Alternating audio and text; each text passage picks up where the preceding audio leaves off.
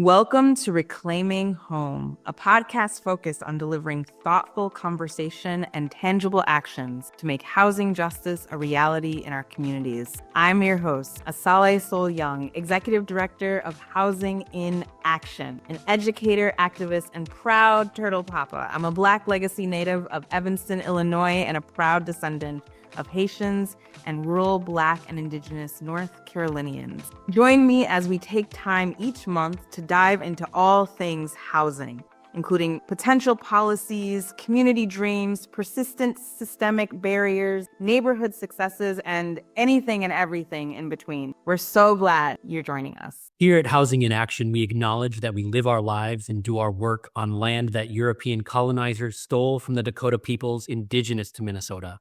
In order for this theft to occur, sadistic acts of genocide, rape, and forced assimilation were employed. We also acknowledge that we live our lives and do our work on land that was cultivated and developed by bodies that European colonizers stole from the West African countries through the transatlantic slave trade. In order for these thefts to occur, sadistic acts of genocide, rape, and forced assimilation were employed. We acknowledge what was taken from our collective human ancestors. As we do so, we commit to work and fight for the liberation of the descendants of those enslaved through American chattel slavery and the sovereignty of all Native American peoples. Welcome to Reclaiming Home. Today, I am joined again by our Resources and Relationships Director, Paul Vleem. I'm so excited to have you with us today, Paul, because we are talking about Urban Homework's new logo and name. Oh my gosh, we have a new name, folks. 30 years in the making. 30 years in the making. So before we share, I want, for those of you who are brand new, to get an introduction to Paul. And for those of you who have been around, to get a little reminder. Paul, will you just share a little bit about yourself and what you do here? Absolutely. So Paul Vleem, Resources and Relationships Director, he, him pronouns.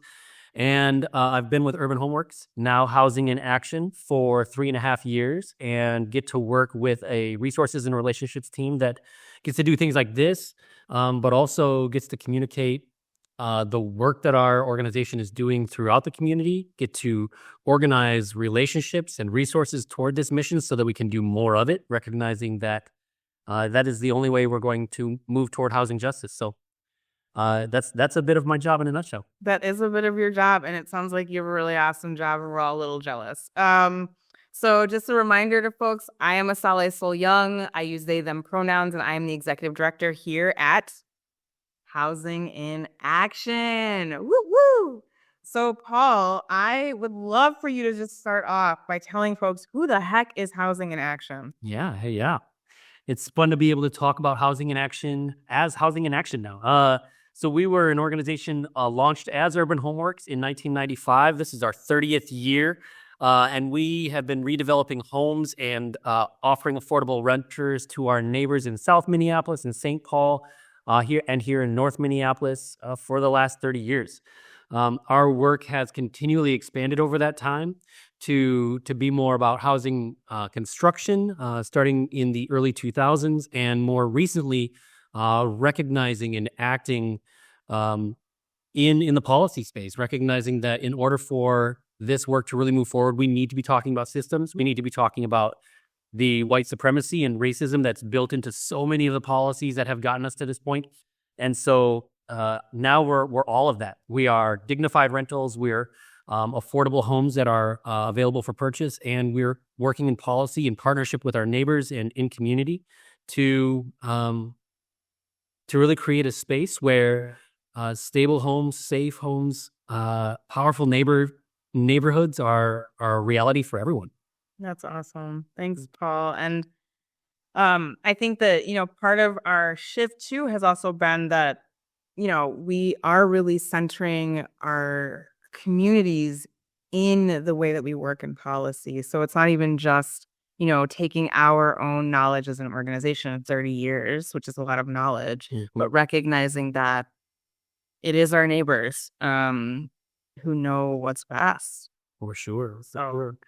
So yeah, I would like to ask you the question of why did we decide to make this change after 30 years? After 30 years, I mean, you hit the nail on the head in a lot of ways with your description of the evolution of the organization, but really concretely in about 2023, we just started to bring our community together, staff, board, residents, donors, and supporters. Hopefully, some of you listening were a part of that process, to really articulate accurately who the organization has become in our incorporation of really speaking truth to power around justice. Um, and recognizing that we do not have justice in our communities without safe, stable, and dignified places to live. Um, and part of our work is the pursuit of housing justice for every single person. And I think that that's really important for us to be really clear about, is like, this is about an embracing of all of us. We recognize that without the stability of our neighbors, neighborhoods are not stable. Neighborhoods are not peaceful. They're not safe. And so we really dug in as a group, all those constituents that I named, we really dug in together and went through a beautiful process of imagining, envisioning, and establishing, like, who is this organization? What is the energy of this organization? And what I really love is at the end of it, we came out with a lot of clarity of like, you know what, if nothing else, we're not an organization that sits idly by. Like, we are an organization that is very much about doing the work, even if the way that we do it is different than others who have come before us, but always about recognizing the learnings from those who have come before us, because that is the power of moving forward. And so we've really focused on organizing resources, just as you said before, organizing relationships and power to carry out the vision of housing justice for every single one of our neighbors. And so we pride ourselves on being using an iterative strategy. And I think that was another thing that came out of the process of coming to this new logo and name, was recognizing that we're not sort of like a cookie cutter brand, that we realize in order to do the best work, we have to be responsive to what's happening to folks on the ground. And as policy changes at the various levels, city, state, county, that we have to be nimble enough to meet those changes where they're at, while centering community the entire time. And so that is why we have made these changes. When we started in 1995, it was a very particular group of folks that started the organization who had the best intentions of just uplifting community in terms of the physical aspects of the community, like really making communities beautiful. Like, at that time, right, the knowledge was like, well, beauty is dignity, right? And we've learned so much in 30 years that dignity is also feeling connected to my neighbor. My humanity is in your humanity is in mine.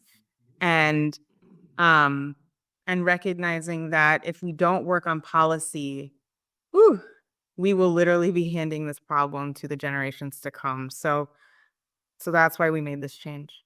Yeah, it's a beautiful thing. I think that in our work, talking externally, we always are correcting the way that people think about housing in action, or formerly Urban Homeworks. That we're not a housing organization. In so many ways, we recognize housing as this platform for something a whole lot more. And what's so fantastic about this name is that it really speaks into that reality, that yes, we're building affordable homes, we're providing dignified rentals, but the whole point is about the bandwidth and the opportunities that people now have to come together to care for each other and to be in active participation in their communities, that we get to join our neighbors in that. And so that word of action is just a beautiful addition to who we are, and really incorporating it into our name. It's beautiful. Yeah, no, that's right. I appreciate that point. If I just can push it even a little further, it's like when people ask questions, whether about their own neighborhood or others, right? It's like, well, why does this neighborhood look like this? Or why don't they over there have these things that I have in my neighborhood? And what that our name implies is that, well, if we're not doing anything about the thing, then it's going to stay exactly the same. Like the things that we struggle with about certain neighborhoods or communities will remain, they will persist unless we all get involved to shift those dynamics. And that is exciting to all of us. I feel like you guys can probably like feel Paul and I's energy as we talk about this. Like we find this so exciting. And so Paul, I think it would be really great as the resources and relationships director to talk about what does this mean for folks who maybe came on board in the late 1990s, early 2000s. Like, what does this mean for folks who have been alongside of us for so long? Yeah. What's really fantastic about it is, as you said, when we in 2023 started talking about our new mission and vision, we were talking about this clarifying moment of statements of who are we? How do we really communicate who we are and be as authentic as possible in who we are. And so we came up with this new mission and vision to lead the fight for housing justice so that all people have a safe, stable, and dignified place to live. A vision of housing justice for all.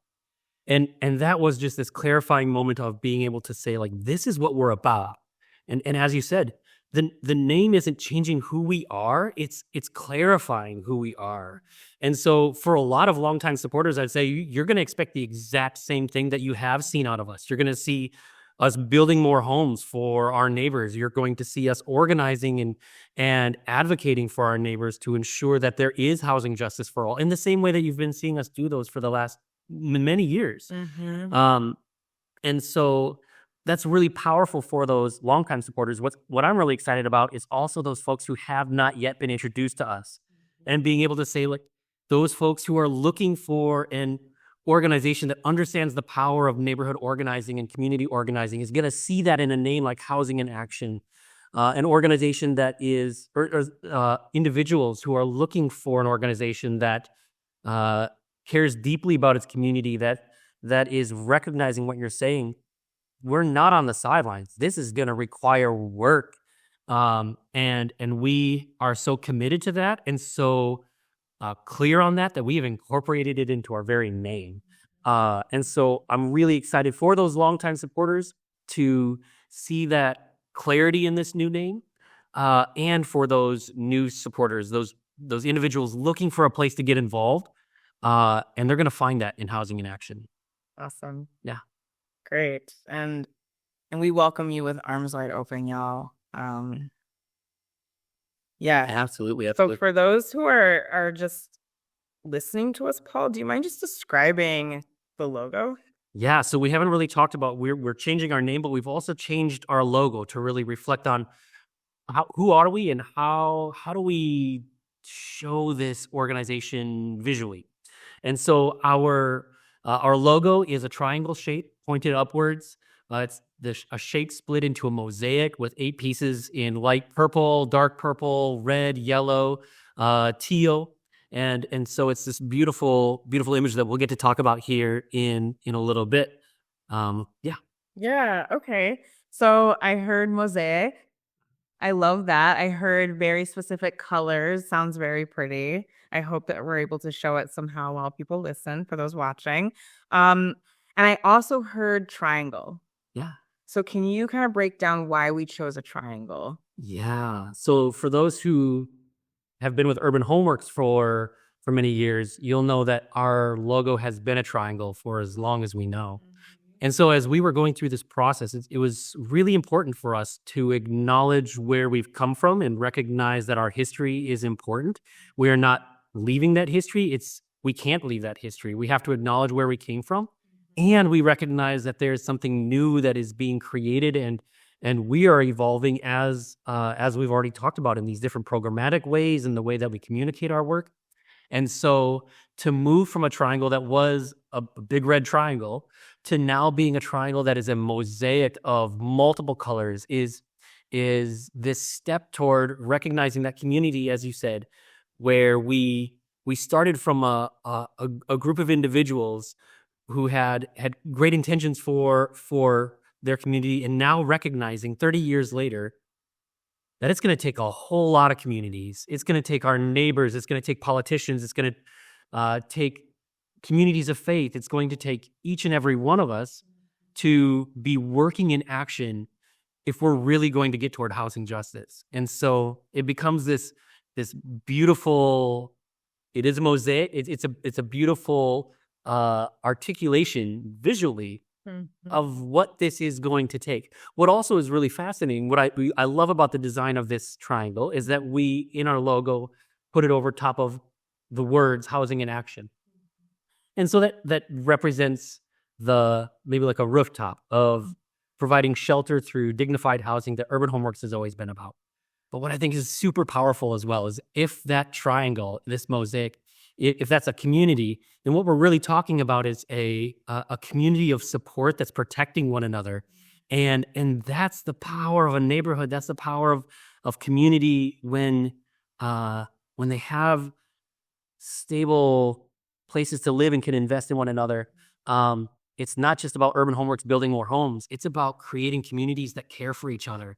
And that triangle is that too. That is so dope. I love it. Yes. Oh my gosh. It's so wonderful to be reminded of why we landed where we landed. And I think what really stands out to me as I was listening to you is that, again, we took in feedback from residents, from neighbors, from current donors and supporters, from our staff. So this was, like you said at the beginning, this was really just a clarification of how those closest to us already felt about us, what they already saw. So to your point, there isn't a shift in, at least from the last 5 years, there isn't a shift, but it's really just like now every aspect from the logo design to the name, to the mission, the vision, the values, and the new programming reflect the heart of this thing for us. And that is powerful. Like I do feel very proud of that. I feel proud that we incorporated our residents into that process. And so I think, I feel like you actually really covered all of the important details about like the pieces of our logo. I think during this time in history, it's important to just kind of reiterate that for us, pluralistic and multicultural communities are the thing that help us grow and evolve. They take us to the next level of peace. When we talk about justice, I do recognize that some people might still wonder, what does that mean? But for us, it's recognizing that currently not everybody has access to a dignified place to live. Not everyone has access to housing choice. And for us, it is a shame to leave anyone behind. Like, it just feels like, how dare any humans leave other humans behind, And so that's a part of this. Like, we really want to clarify for everyone, whether you agree with us or not, we really want to clarify who we are and what we believe in. And there's so much love at the heart and center of this work. And so with that, I just want to say first, thank you to those who hung with us and listened. This is a little bit different than our normal podcast track because we're talking about something that is very visual on an audio recording. But we wanted you all to be some of the first to learn about this new logo and name. So thanks for hanging in there and listening to these details.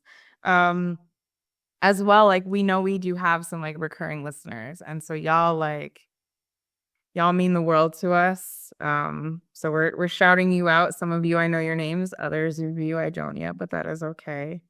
And I have to thank Paul again. It was so fun for me as an ED to get to work with Paul and his team on this process.